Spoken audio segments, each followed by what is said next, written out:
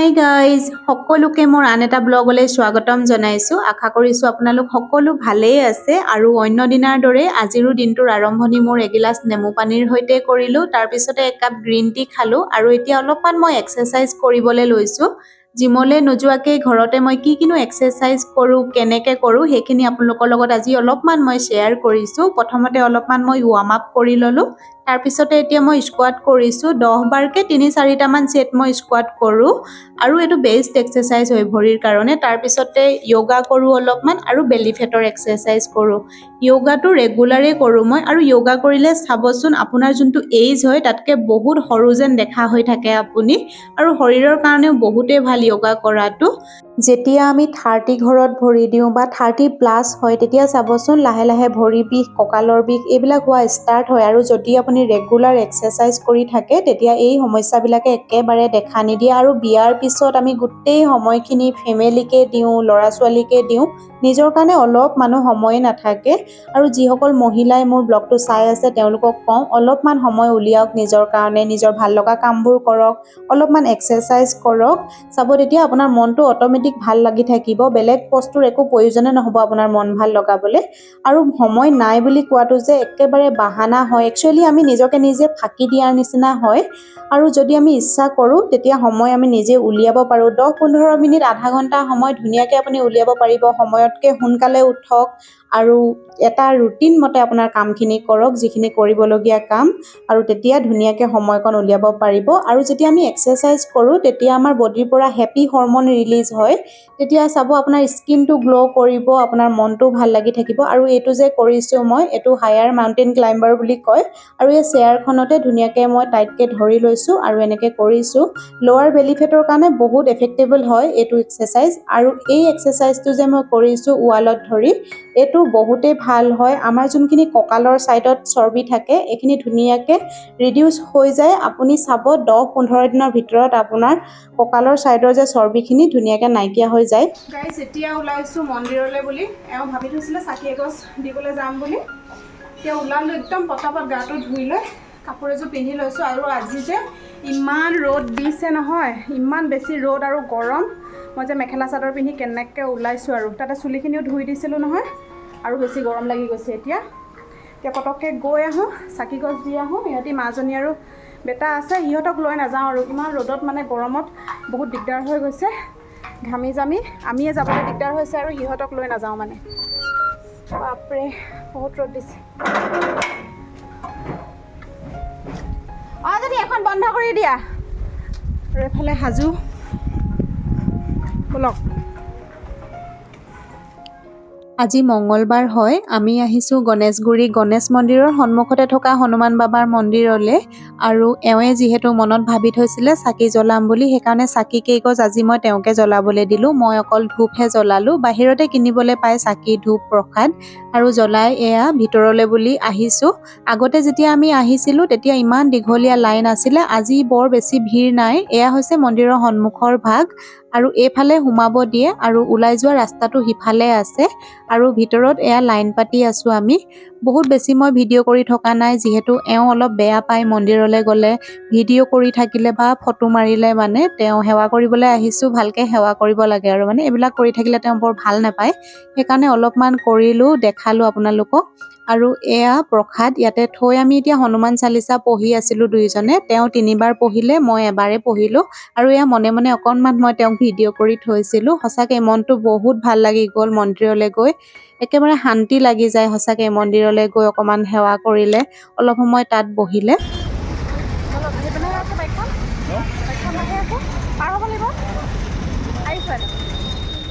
ৰাতিপুৱা আজি অকল চাহ একাপহে খাইছিলোঁ, সেইকাৰণে অকলে বোলে ৰাস্তাতে কিবা এটা খাই যাওঁ বুলি এয়া প্ৰথমতে মোৰ ফেভৰেট ঢকলা লৈছোঁ। ইহঁতলৈ লৈ লয় নেকি কিবা?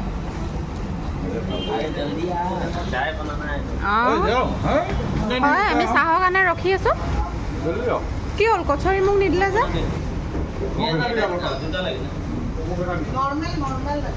কি ফ্ৰিজৰ পানী? আপুনি খুজিছিলে নি পানী? এইটো মোৰ কচুৰি।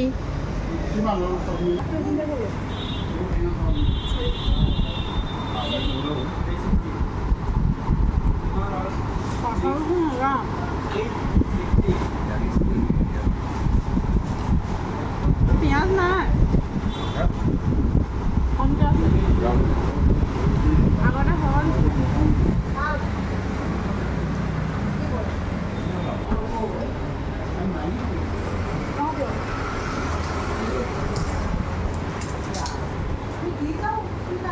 কেনেকুৱা লাগিলে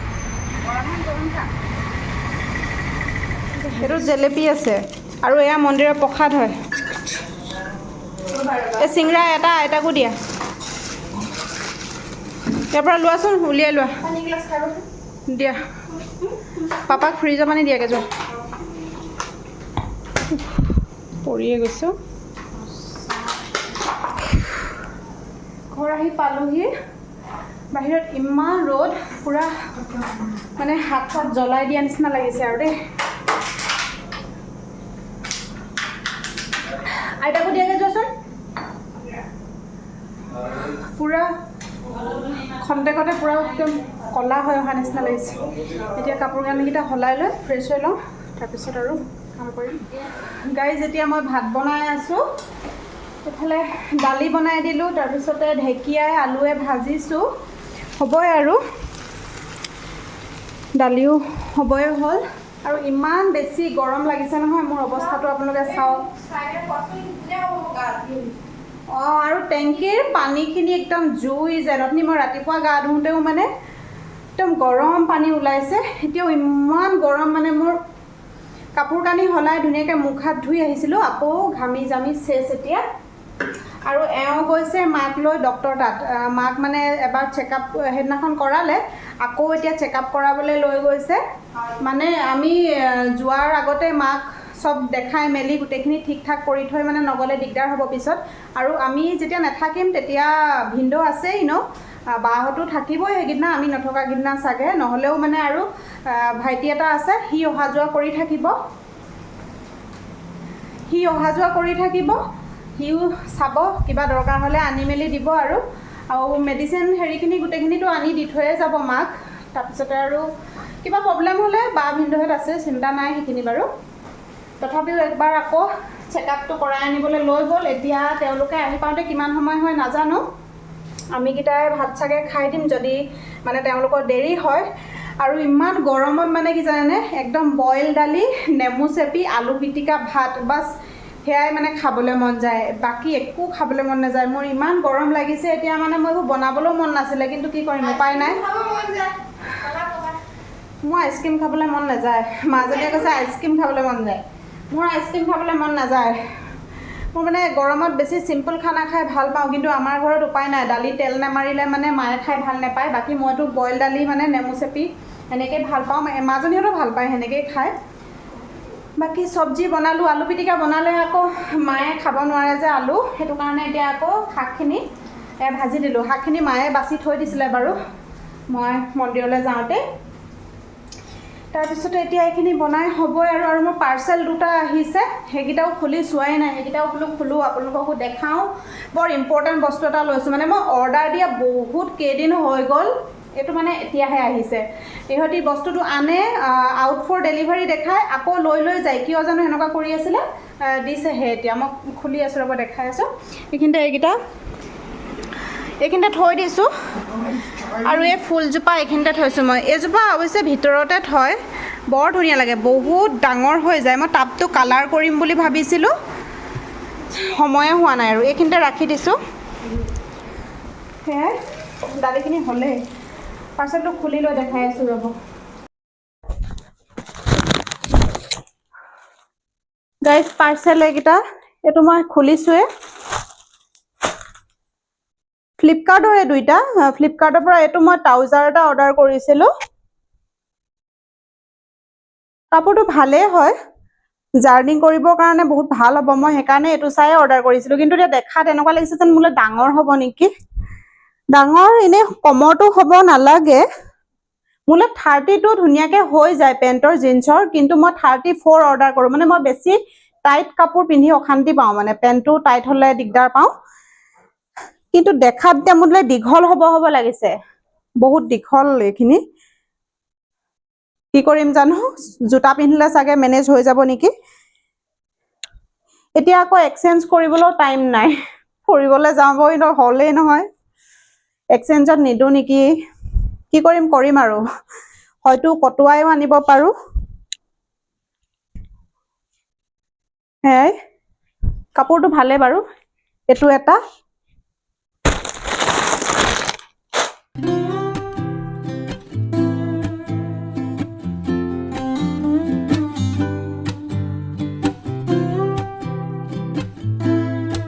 এইটো বহুত কামত মানে ইউজ কৰিব পাৰি। মই ফ্লিপকাৰ্টত বহুতবিলাক ৰিভিউ চাই মেলিহে এইটো লৈছোঁ। মানে বিভিন্ন ধৰণৰকে মানে ব্যৱহাৰ কৰিব পাৰি এইটো।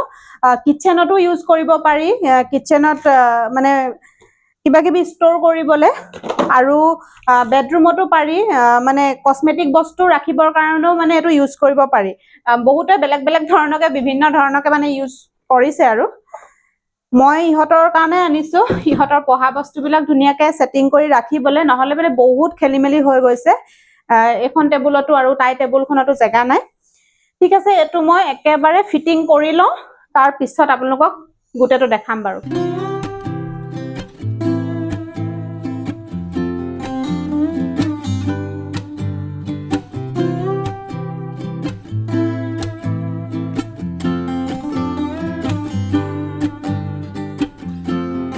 এইডাল মানে ফিটিং কৰোঁতে বহুত সময় লাগিছে, আৰু এইটো কিবা চিপকি লাগি ধৰি আছিলে, মাজনীয়ে মই টানি টানি উলিয়াই কেনে এইটো লগাইছোঁ।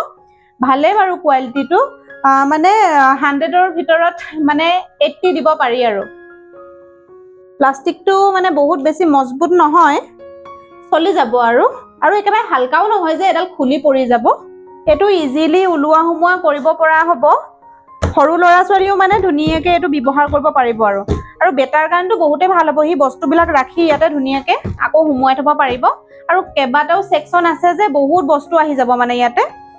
ভালে পাইছোঁ বাৰু বস্তুটো, আপোনালোকক লাগে যদি লৈ ল'ব পাৰিব হা, মই লিংকটো দি দিম বাৰু ডিছক্ৰিপশ্যনত। গাইজ, এতিয়া ৰাতি 9টা বাজিলে, মই বহুত দেৰিকৈহে আকৌ ব্লগটো মানে কণ্টিনিউ কৰিছোঁ।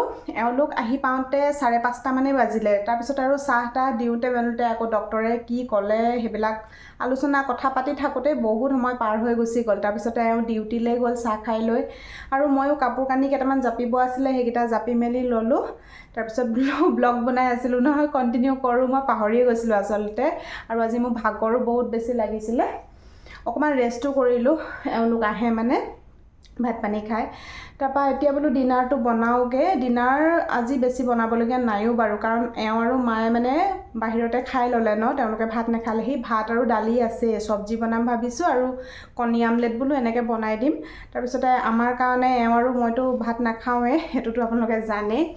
এতিয়া বোলো মই ইনষ্টেণ্ট কিবা এটা বনাওঁ, সেয়াকৈ বোলো আপোনালোকক দেখাওঁ ৰেচিপিটো। মই ভাবিছোঁ এতিয়া ইনষ্টেণ্ট অ'টছ ডোছাৰ ৰেচিপিটো বোলো আপোনালোকৰ লগত শ্বেয়াৰ কৰোঁ, ময়ো বনাওঁগৈ। এতিয়া যাওঁ কিটচেনলৈ, ব'লক, আৰু ইহঁতি কি কৰি আছে চাওঁগৈ।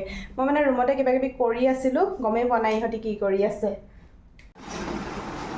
কি হ'ল এইবিলাক? এইবোৰ কটাৰী আৰু এইটো কিবা কিবি এইবোৰ উঠোৱা, এইবোৰ কোনে ঠিক কৰিব এতিয়া? অঁ, তুমিয়ে কৰিব লাগিব হা।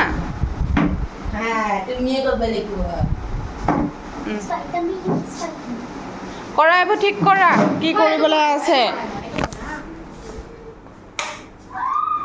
এতিয়া বনাওঁ, যোগাৰ কৰোঁ। কি বনোৱা? কিবা এটা বনাম এতিয়া।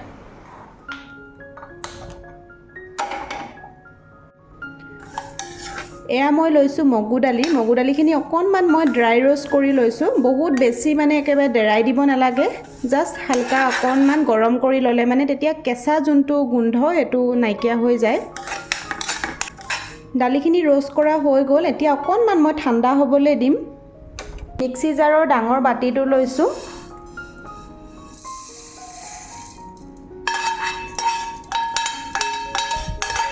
আৰু লৈছোঁ এইখিনি অ'টছ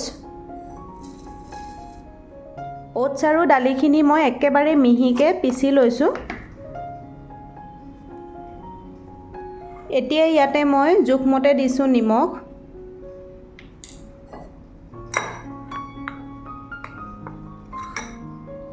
ভালদৰে মিক্স কৰি লৈ এতিয়া ইয়াতে পানী দি দিম।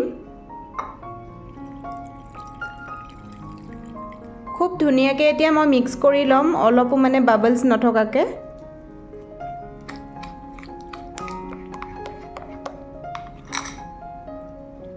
ধুনীয়াকৈ এইখিনি এতিয়া মই মিক্স কৰি ল'লোঁ।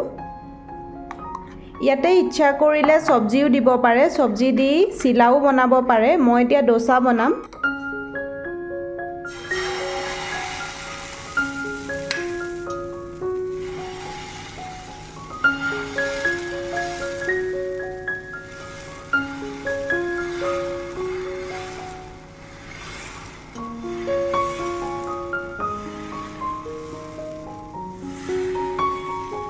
ডোচাখন বহুত ধুনীয়াকৈ শ্বেপটো হৈ গ'ল। ইয়াৰ ওপৰত অইল ইচ্ছা কৰিলে লগাবও পাৰে, নলগালেও হৈ যায়। মই অকণমান অইল লগাই দিছোঁ।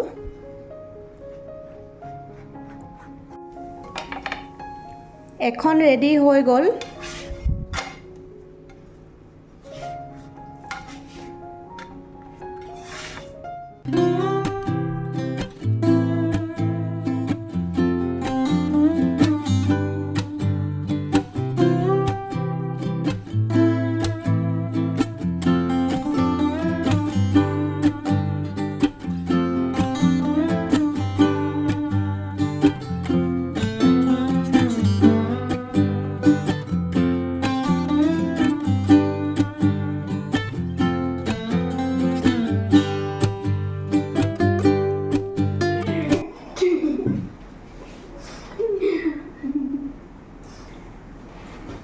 ভাত খায়ো ডোচা লাগে। হাফ হাফ কৰি লোৱা দুইটাই। দেহা উৎপাত কৰি থাকে দে। খাই ওয়েলকাম ব্যাক বাবা তুই নাখাও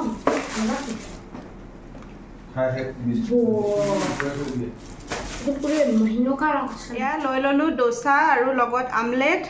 এইখন এওঁৰ, এইখন মোৰ প্লেট। মই এখনেই লৈছোঁ।